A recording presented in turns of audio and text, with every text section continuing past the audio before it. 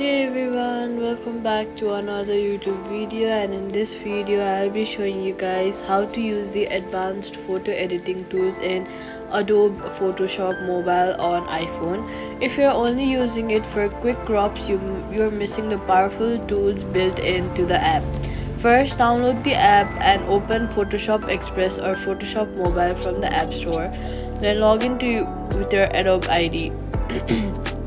Next, import a photo from your camera roll, and then what you can do is tap the adjustment fine tune to exposure. You can adjust your light and colors, you can put effects, color, detail, and what you can also do is tap the cutout, select a subject. From here you can automatically delete it, and then click on more, confirm, and then just delete area if you want to, and then you can use the tools in this way also.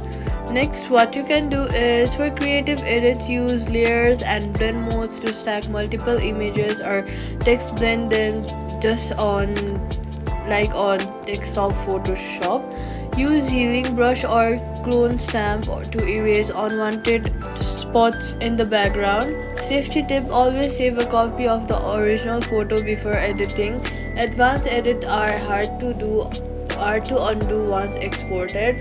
Quick fix: if you don't see all tools, check if you are on the free or premium version. Some advanced photos tools like healing and cutouts require login into an Adobe account or having the Photoshop Express Premium. Subscribe for more quick fixes.